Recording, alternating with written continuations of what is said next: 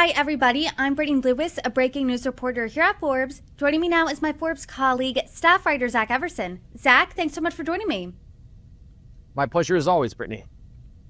You have new reporting on Trump businesses and the money that they're hauling in, and your headline states that they have hauled in $317,000 from the RNC in March. How exactly did they do this? What businesses made the most? Give us the details. So while you're correct, and it is new reporting, it's also kind of old reporting because this has been going on for years. So what happened was, there's been so much attention paid recently to Trump's crypto venture with the decentralized finance platform World Liberty and its interactions with Abu Dhabi in Pakistan. There's the meme coin that you're basically buying nothing and giving Trump a cut of the money. And there's also Trump Media, which is, has True Social, sells ads, is a public market. Those are all really new ways that you can get money to Trump this term that weren't available last term. So I decided to go back and look at, okay, how are the old ones working? How are those old revenue streams working? And I just took a quick look at the payments the RNC made in March, because the RNC had been one of Trump's best customers during his first term. And sure enough, they're continuing. We're not seeing the money that we're seeing from the digital ventures, but $317,000 worth of business in a month is pretty solid. Yeah, it seems like the old revenue streams are working just fine. So where exactly is the RNC spending this money, and how much? I mean, what does that price tag look like? Aside from the 317, so break it down. Right. So 195 of it went to Mar-a-Lago in the course of a few expenditures. And Mar-a-Lago looks like it has overtaken Trump's old DC hotel as the hub of the MAGA-verse. We used to see those expenditures showing up here at DC. He sold the hotel shortly after leaving office. And, interestingly, one of the things they had argued about the hotel was that, people aren't going because it's the president's. They're going because it's a wonderful hotel. It's convenient.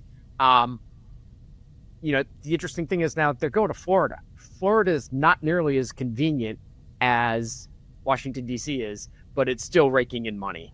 So, kind of looking back at that argument, which didn't really hold water in the first place, it still doesn't.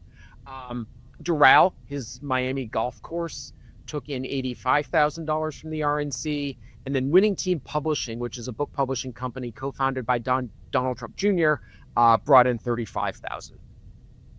I know that Mar-a-Lago, geographically speaking, is in a tougher spot than the Trump DC hotel was. DC, just down the street from the White House. Mar-a-Lago, you have to hop on a plane and go down to Florida. Was Mar-a-Lago seeing this volume of political spending when President Trump wasn't in the White House, either when Biden was those 4 years or pre-2015 when President Trump didn't officially yet announce that he was running for president? Interestingly, Mar-a-Lago somehow, despite staying in the same geographic location, became a lot more convenient for politicians after Trump became the presumptive nominee of the Republican Party. Since 2016, it's brought in $5.4 million, according to filings with the Federal Election Commission. Before that, $55,000. So in all the years before Trump got involved in politics, it made about a sixth of what it made just last month, just from the RNC.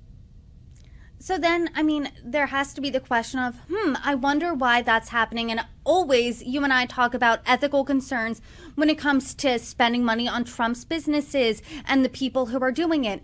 And you talked to someone from a watchdog group. What did they say? What concerns do they have? They're pointing out, while it's not on the same dollar level as what you're seeing from his new ventures, every dollar counts with Donald Trump, is what Jordan Leibowitz of Crew told me. And that, when it comes to Trump, it's not just about the dollar figure, but it's also about kissing the ring. And we're seeing a lot of people, a lot of committees, the RNC notably, going down to Mar-a-Lago and making that pilgrimage and giving him some money.